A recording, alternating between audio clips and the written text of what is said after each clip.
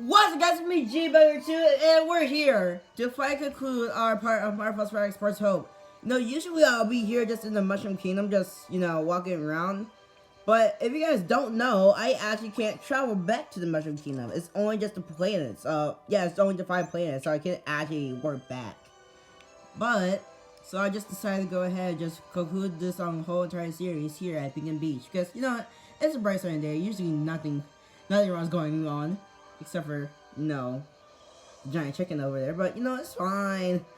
Alright, but, yep. Today we're going to finally conclude this series. This whole entire playthrough. And, until I am able to just get the DLC for this game. Because I'm always going to do that. But until I, actually get it, then we're calling this playthrough close for now.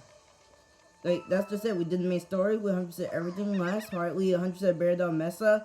We 100% the full-on game. We got a message from the developers, and it was a fun time doing too.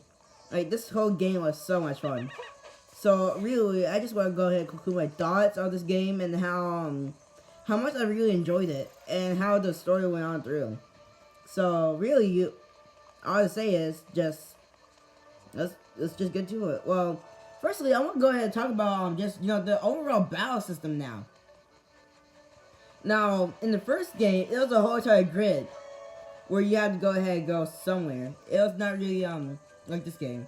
While in this game, you specifically have a full-on open route you can go through. It's still grid-based, obviously. You still have to go around a set area.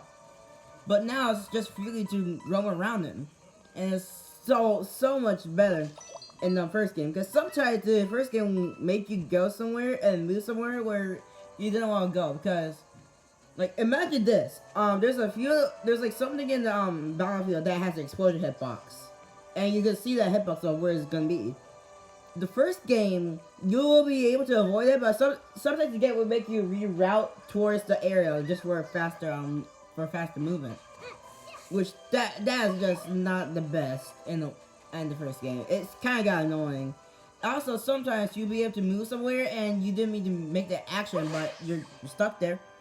You're just stuck there. I'll go ahead and just fight the spot on fast time. But yeah, definitely in this game, they stepped it up. It's now a full rolling around right here. And you can also just, for a quick little jump over, you just vault over how covered with just a little touch. It's nothing too breaking, but still, it's pretty a nice little small thing they added. What else does the review say about the base battlefield before I go to any west? Oh yeah, they made it very. I will say they made the strategy for this game just 2 times better. The way you can just move around with your team members, the way you can just move, go back to somewhere, and then move again and just perform an action. It's so much better. Well, I won't say better. It's still so strategic. I love it. And the thing about the first game and this game is that they did an outstanding job of it. It was so much fun with both of them gameplay styles. It was just so fun to just play and go through it. I will say though, the change of make it so I don't have 2 actions kinda sucks, but it does make sense. The ability to just do all that, it makes sense for me to just only use 2 actions, like an item or use my weapon or a spark. Which it really does make sense on why they wouldn't let you do all of those. Because that was the thing in the first game. They let you just go ahead and use everything if you wanted to, but they don't really let you do that now. I guess because the battlefield is so open and the world's so open that you can literally just do anything, and it kind of makes sense of why they did that. I'm just rolling around right now because I really don't have anywhere really to go. I completed everything I needed to do. But yeah, I'm just rolling around right now while I'm talking. Oh yeah, speaking of rolling around, this whole entire the overall, that's also something I need to talk about. This whole entire area is just so good. The area, where you just move around, and sometimes you encounter battles there. It's so much is so good. Like in the first game, I will say the overall was kind of bland. It was a just straightforward path, and then some puzzles around blocking your path, and you'll encounter that a lot just in the first game. And then it'll just be a power counter. Now the enemies and puzzles are just everywhere around the map. And sometimes you'll still encounter them, but it's not as a lot in the first game. I don't think it is. Like, you encounter less and less puzzles unless you actually want to explore around. And, you know, just find stuff around the overworld. Which, again, that makes it so good. It's just, the exploring part of it is so fun. With that said, I can go ahead and get into... Oh, this studio here. I can go ahead and get into the sparks and, other battle mechanics. So honestly, you still have your you know, basic shots and stuff, but then you have the sparks, which are actually pretty good. Which, well, obviously they're good. Like, you can just level them up all you want, and just make them even better with star bits. But the abilities they have are pretty cool. Now, granted, most of them really just have the exact same ability with different effects. Which, by the way, I guess I should really do a reviewing of how I see on the sparks in this part. I will really say. My favorites are, the sparks that, really don't do any kind of effect. It's totally just, glitter and pulsar. They're some of my favorites. Plus the, summon sparks. They're also, like, so good. And work very well together. The summon sparks just bring out a whole entire, you know, enemy for you if you on your team, which is pretty cool. And the, glitter just brings enemies towards you, and plus, doing that with, like, something like Rabbids or Rabbid Mario, they can work out very well. Plus, if you have, you know, a shockwave spark with you, that also does less damage to the enemies surrounding you, which is so good. Like, just that! It's just so much strategy into this one simple game. And I said it before, I believe I said it before, but in case I didn't, I'll just say it again. You don't expect Rabbids to be such a good, franchise. A game series. You don't expect that from them. You really don't. But they somehow made this game and the first game just so perfect. Not, I won't say perfect. I definitely won't say perfect. There's, of course, some goof ups here and there. I won't say perfect. But just, there's so much in this game and the first game that makes it so fun. And honestly, I kind of want to go ahead and just replay it again, like I did with Kingdom Battle. Before, you know, I started, deciding to do content, really. I just been replaying that game over and over again, because it's so much fun. And plus, the game, even though I still know it, it was still difficult. And that's also, the difficulty is not as high, but still, the difficulty is definitely there in this game. They kept the difficulty spike. With the first game, the difficulty instantly ramps up to World War II, and it kind of does the exact same thing for this game. It didn't really spike as hard, but still, it was pretty challenging. I lost team members a lot of times, and also took so much damage. And just, that's the thing with this game. The difficulty and battle strategy in it is so good. And again, you just don't expect that from the Rabbids, but it just works. I just love how much that just works. Just like Rabbids, they're annoying. They can be random. They make fart jokes. Put them in Mario, and somehow that works. That just straight out works. It just gives me such joy of how good this game is. It's also how the first game is. Like, for how much I love, I haven't played lots of RPGs. The only RPGs I say I play is just from Mario series, and I mean, I guess that was pretty obvious. But yeah, the game is just so much fun. And for the RPGs I play being Superstar Saga and Mario Luigi Dream Team and Mario Luigi Superstar Saga, those games are so much fun. And just my love for well, mainly Mario, but just so much fun with other stuff like the RPG elements in games. It's so fun. I just love it a lot. But yeah, getting back to the sparks. The sparks really do come in like very handy with specific enemies. Now, we'll say though, It's weird how they made this the actual effect now. Because also another thing which I don't like with this game, weapons, actual different weapons don't exist. They really don't. It's just weapon skins that don't do any more damage or just any kind of effect at all. It's just the basic, weapon, just upgrade your damage. Which kind of sucks. In the first game, you just had the ability to get on lots of new weapons or find weapons in the overworld at the Battle HQ, and you got to go ahead and buy all the coins you got from different battles. That's another thing. They also got rid of the actual battle mechanic of getting different trophies. They went ahead and got rid of that. I thought it was so much fun in the first game. But now, it's just gone, the coins don't feel really rewarding. Obviously, they're for the items of the shot, which I did use them in post-game, but still, it didn't really feel like I was getting anything out of the battles after I beat them. It was just, experience that I barely noticed I got. And that was just it. Now, honestly, there are plenty of weapons, and some of the weapons that have many effects, they didn't have different effects. Like for Mario, all of his base weapon in the game was obviously just honey and bounce. That was just it. It didn't actually change at all. But that still was a little fun idea they had. It's still a good experience with the weapons. Like how Waluigi really had different abilities like Vamp.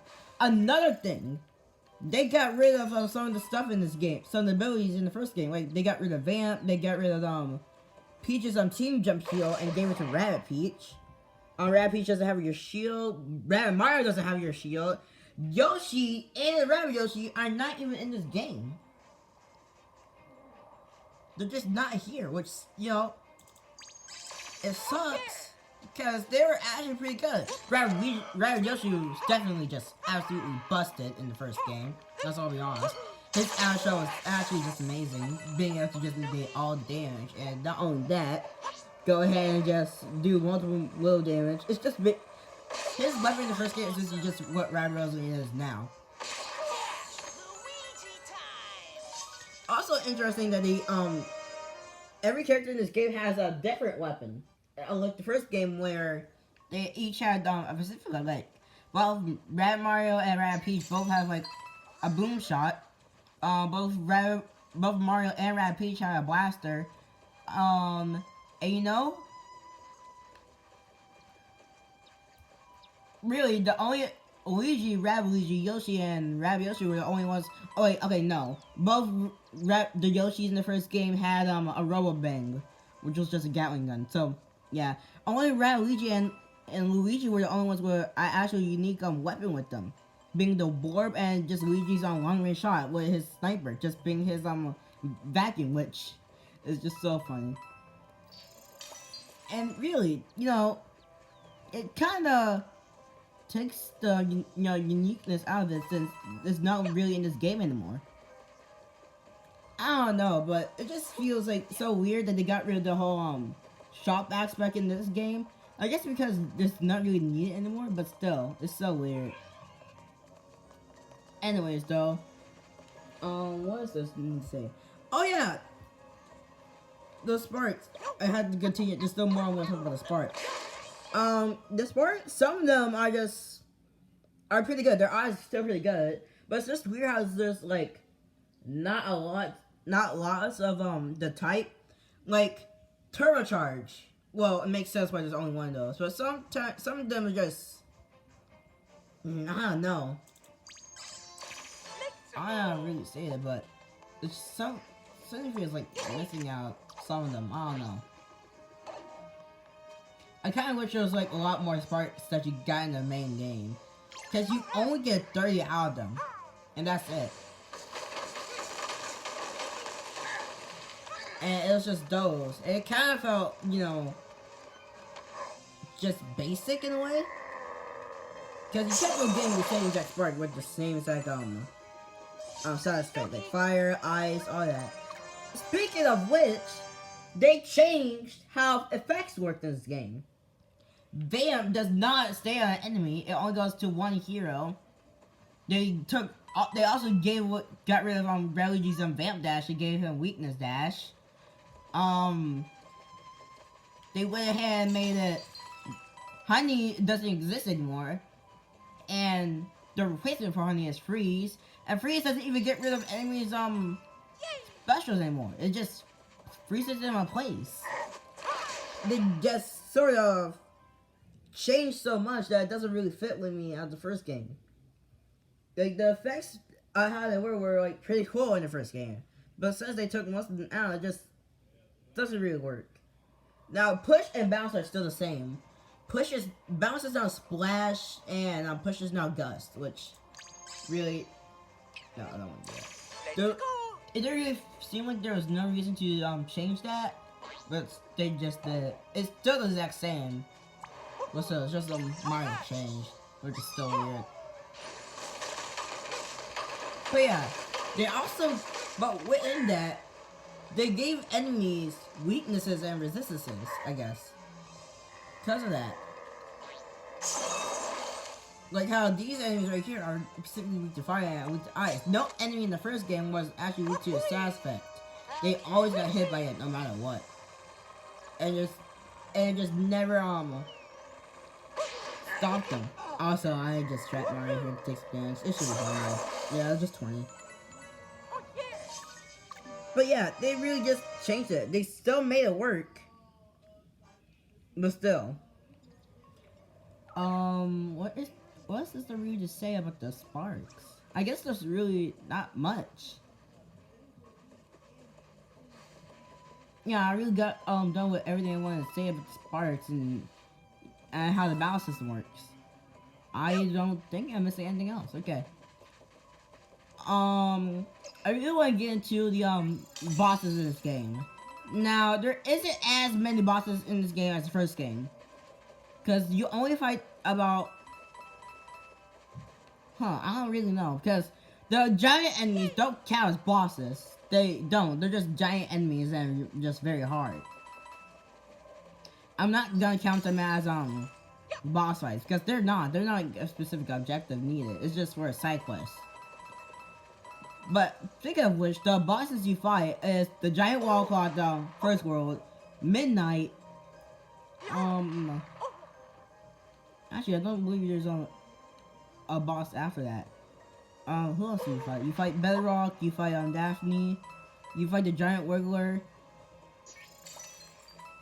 There's not really, there's not a lot of bosses as there in the first game. Like, in the first game, there's just mini bosses and just the main world bosses, and that'll just be it. Those two bosses in each world, which that'll make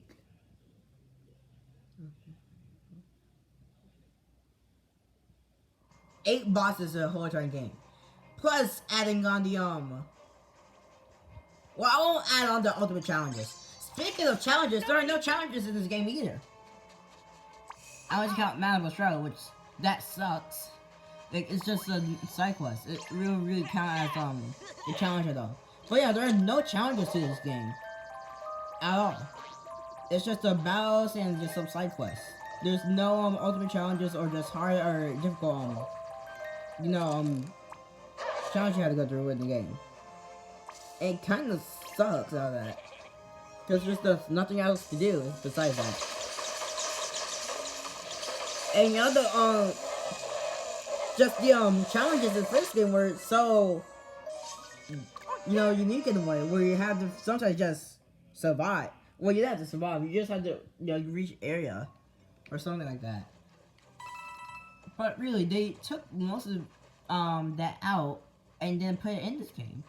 I would greatly love to see just ultimate challenges, or just very hard challenges in this game in general.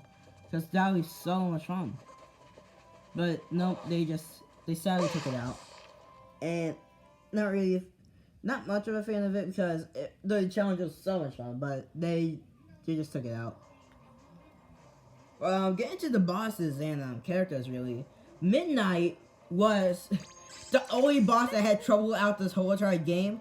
Like, out of all the bosses I would have fought in this whole entire game, Midnight was the only one that I actually had to struggle on. Well, okay, that and the Wizard boss. I also struggled on that one. But other than that, though, every other boss was not that bad. Midnight's boss battle was definitely very interesting because of how it changed in each phase.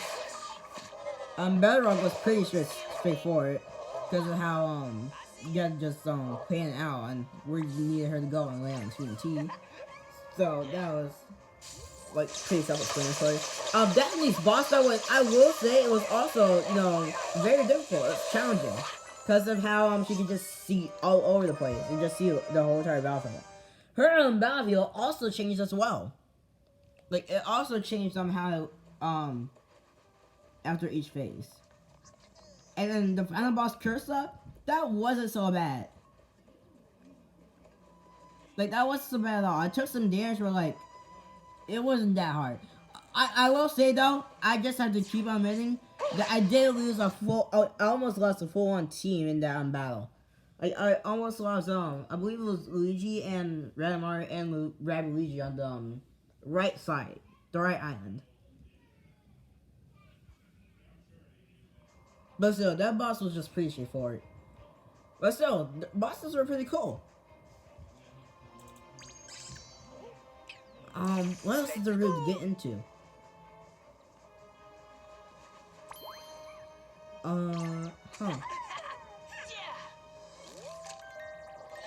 You know, I really don't think there's very much else to say. Okay, I can talk about one thing though. They changed how most of the rabbits work in this game, and obviously greatly changing that they can speak now, which is pretty cool. It adds a little more character to how the rabbits are in the teammate. Because in the first game, you all know, you got their personalities, but you didn't actually get what they're saying because they were all just making the blah sound. But now, they actually do speak. And you know what? Some of the lines are actually very funny. Just Raluigi's funky footwork make you fate. It's so good. Also, hashtag healing journey. It's so good. Oh yeah! Edge and Rabbid Rosalina. I haven't talked about those two. I was just completely forget about them for no reason. Like, talking about team members, I'm talking about how the bosses worked. I'm for some reason not talking about the two new rabbits in this game. Edge was... Hold on. Hold on. I'm trying to think of how to say this without, you know, sounding very, very weird, but... I'm trying not to. Hold on. So, Edge. Golf girlfriend. God dang. I said that only twice now. Including that was only twice that I said that. I mean, let's all be honest. Am I in the wrong for saying that? Like, am I wrong? But still, Edge herself was also a pretty cool character. The fact that she's also a spark card created by Cursa, which, by the way, had to be with her friendship with all the other spark carders. Also, hello, voice crack. That's nice that you get to join in on the finale of just, you know, whole entire series. But just, you know, that she was also friends with all the rest of those spark carders during Midnight, and she just had to really, you know, have to walk away from them. Because she figured out that Cursa was doing, you know, something terribly wrong to Sparks and Lumas, which, by the way, Sparks are now fused with rabbits. I don't think they're ever going to transform back, but who knows. They might be just stuck there forever. But yeah, just having it sucked. It might suck. Just go ahead and just didn't know that the friend. Also, yeah, Edge's friends, the Spark Hunters, were also just completely controlled by Cursa. That's also another thing. They went ahead and just did what Cursa did because they were under her control, and that, you know, that sucks. But somehow, I don't know how, but Edge is able to just powder on. That's just how. I mean, let's all. It's just a dead giveaway what Edge is. You just as Ruth said, let's make an edgy character named Edge. They already know it's going. They just try to give up the name, just like they did with Dark Mess portals and tentacles. Just Dark Mess, not Nothing else. Not dark black ink. That name is terrible. Don't. Please don't. I tried to just call it anything like that. They just call it dark mess. That's it. They just simply call it dark mess. That's it. That they just really just give up and just call it Flower Darkness. Because of course they do. It's Rabbids. It's Marvel's Rabbids. What do you expect? It's really what this game does. It still keeps the humor to this day. And I just enjoy it so much. The game still like keeps its humor on how it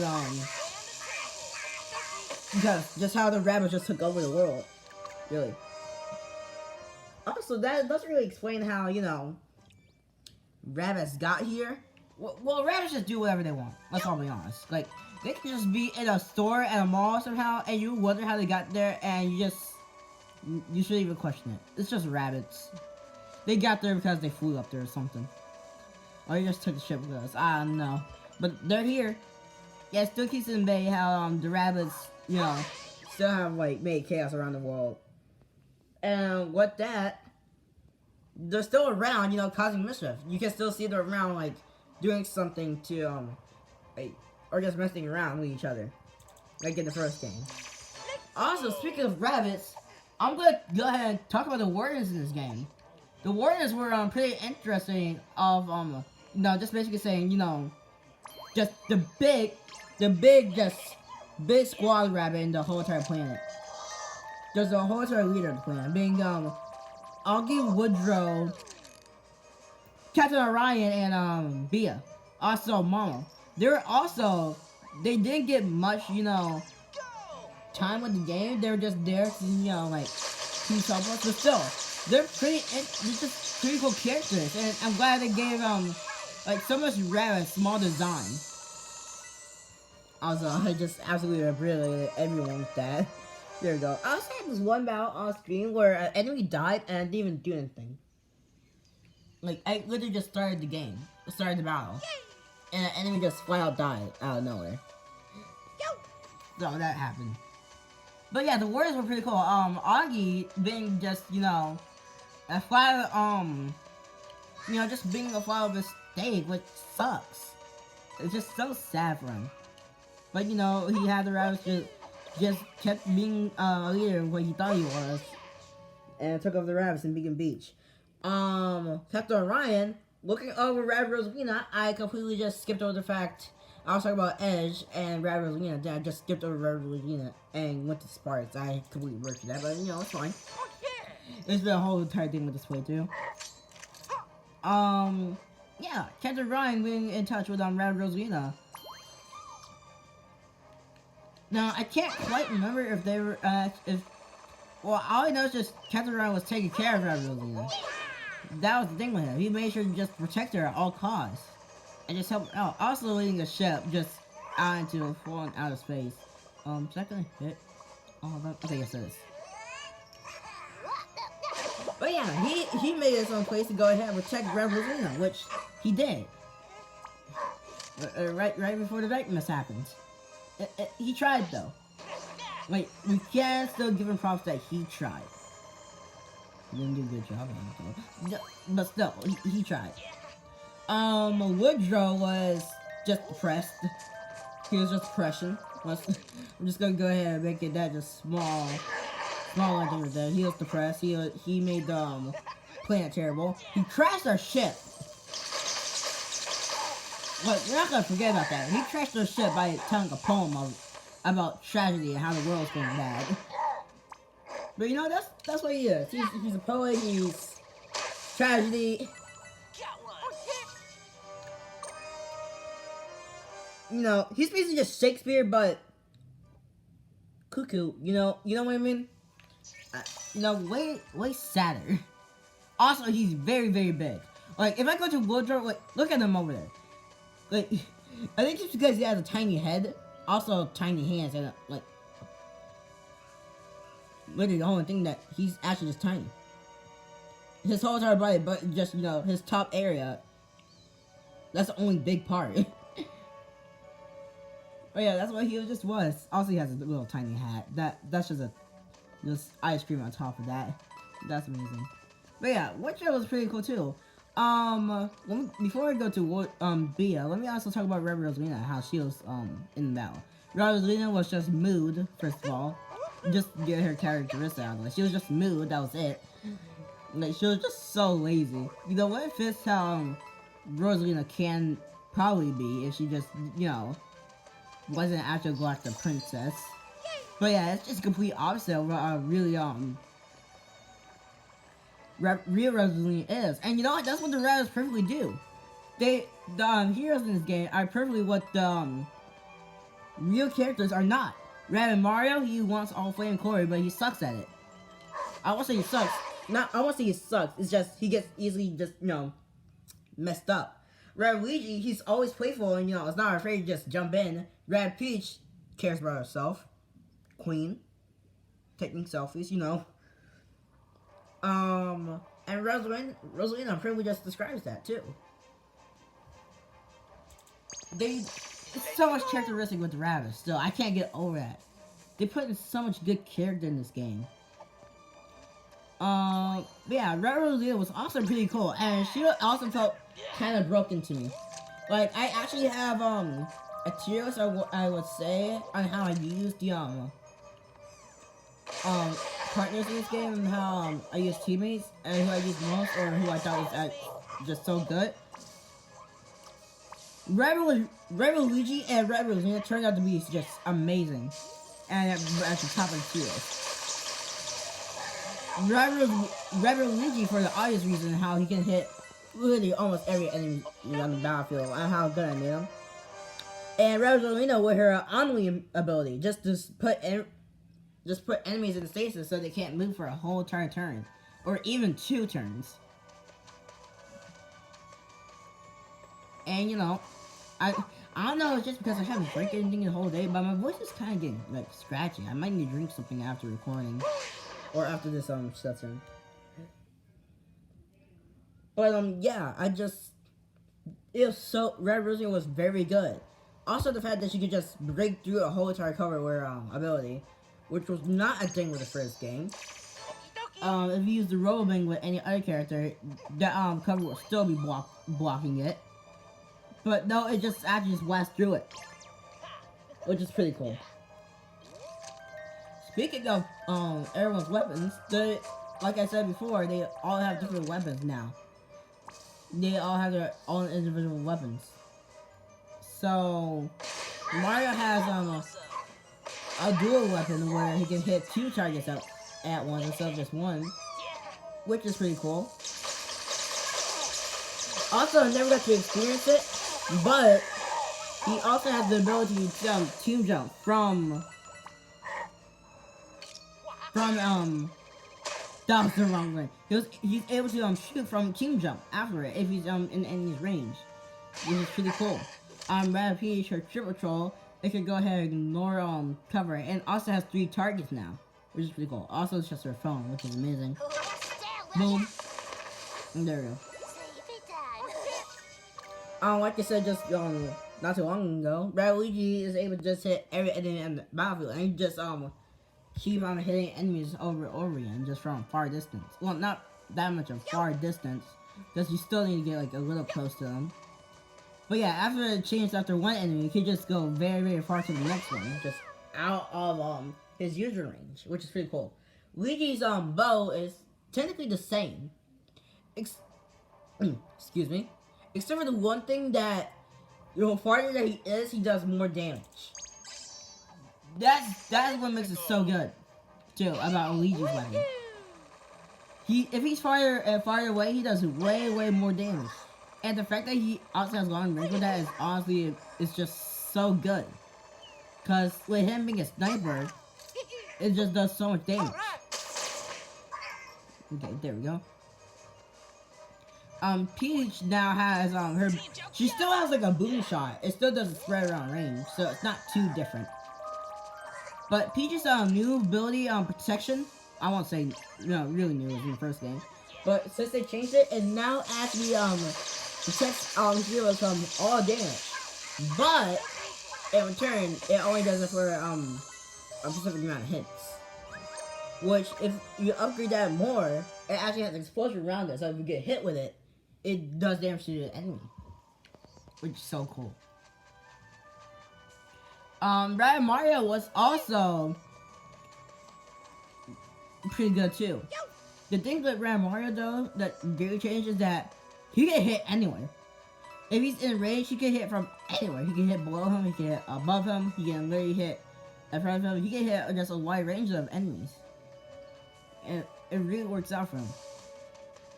Oh yeah, I forgot to mention Bowser. Really, you get Bowser in this game, which is so cool. It says that we don't get to see Bowser Jr. in this game though. Like he never appears after the first game. But it kind of makes sense. But yeah, you can control Bowser in this game. His fire mecha Koopas, just so cool that it's basically the Sentry in the first game. And his bazooka being just the rocket, it's still like also so good. Also his just ground pound after a team jump is very good too. Granted, it's just like the exact same things from the first game with Yoshi and the Valkyries, but you know, it was still pretty cool to use them. Now, granted, yes, I didn't actually use him a lot, which is why he was real low on my tier list, because I didn't use him that often. So it's pretty cool to go ahead and use Bowser in this whole entire game. Now we oh, I didn't even go ahead and look at that. I'm looking right over here, game. How do you expect that? By the way, as I said before, she was pretty good too. Restore actually had insane range, and the fact it could just come like around do more damage is also pretty good. And like I said, Red Rosalina weapon, it does rapid damage, and you know, the crits that Red Rosalina does is also insane with her multi-attack weapon. That's also so good. What else there? I talked about the team, really. What have I not talked about? Oh yeah, the skill tree. Skill tree honestly has changed greatly because you don't have to unlock the techniques anymore. But still though, I still have to say this. It's weird that they got rid of their actual techniques from the first game. Rabbids doesn't have her shield. Luigi doesn't have itchy feet. Not Luigi doesn't have itchy feet. Mario doesn't have bodyguard. And it just continues on how much they got rid of this game, which still kind of sucks, but you know, it makes sense. Side quests, I wouldn't say the side quests were that bad, but some of them were just kind of especially the long side quest where you had to go ahead and find the axe. That was a pretty long one. It wasn't that fun. But side quests aren't too bad. Now the hidden side quests though, they're just hidden around the place, which really does encourage you to explore a lot. Which, you know, makes sense. But yeah, there's really not much else to say, I think. I believe I said all my thoughts about this game, and you know what? I will definitely do the DLC of this game, you know, whenever I get the chance to, or able to. But yeah, I'm never gonna be able to check that out sometime later. No, for like this month or so, or whenever you're watching this. But yeah, I'll definitely be able to be sure to play it too on this channel. But you know what? It's time to, you know, finally put this way through the close. Thank you guys so much for watching this whole entire series of Mark X Part 2. I just can't thank you guys enough for coming through with me playing this game, and you know, just coming through with other stuff I'm doing.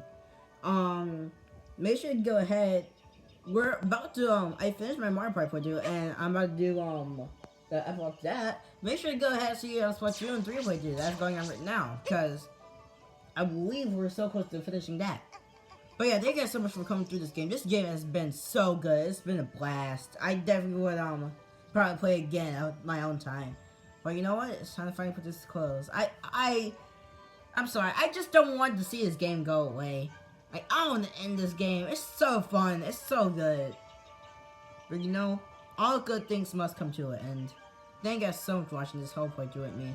I'll definitely make the playlist thumbnail, which I do because YouTube doesn't allow that to yourself. But yeah, I'll definitely go ahead and do that. But yep, thanks for this playthrough to come to a close. Thank you guys so much for watching, and I'll see you next time. Bye, everybody.